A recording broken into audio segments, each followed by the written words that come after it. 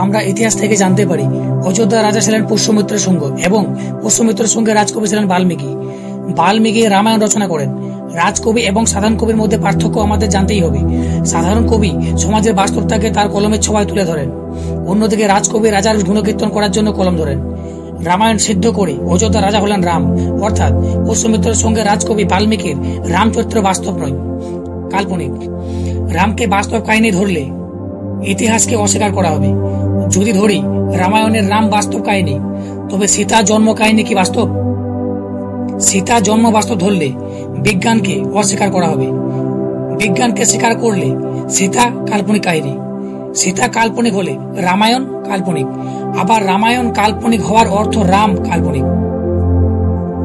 সত্য ঘটনা এটাই প্রমাণ করে বাল্মীকি নিজ প্রভু পুষ্যমিত্র সঙ্গের গুণকীর্তন করেছেন তার কলমের ছোঁয়ায়, অর্থাৎ পুষ্যমিত্র শুঙ্গই আসলে রাম।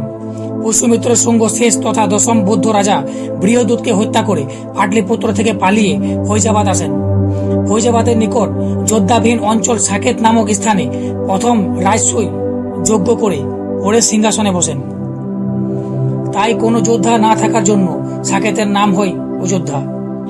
তাই আমরা কি আজও জানার চেষ্টা করি রাম কে, শ্রীকৃষ্ণ কে, শিব কে, তাদের ইতিহাস কি?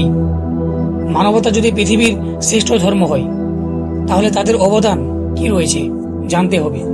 আপনি যদি বিজ্ঞানকে মানেন, তাহলে ধর্মকে মানতে পারেন না, কারণ বিজ্ঞান ধর্ম থেকে আসে না। আর যদি আপনি ধর্মকে মানেন, তাহলে আপনি বিজ্ঞানকে মানতে পারেন না। হয়তো একটাই কারণ, আপনি নিজের ইতিহাসই জানেন না।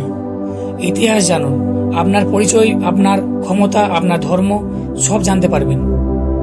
বন্ধুরা, ভিডিওটি অবশ্যই শেয়ার করে অন্যজনকে দেখার সুযোগ করে দেবেন এবং আমার চ্যানেলে নতুন এলে অবশ্যই আপনার মন্তব্য ও লাইক দিয়ে চ্যানেলটা সাবস্ক্রাইব করে নেবেন। আমি চেষ্টা করব পরে ভিডিওটা আরো ভালো দেওয়ার। ধন্যবাদ।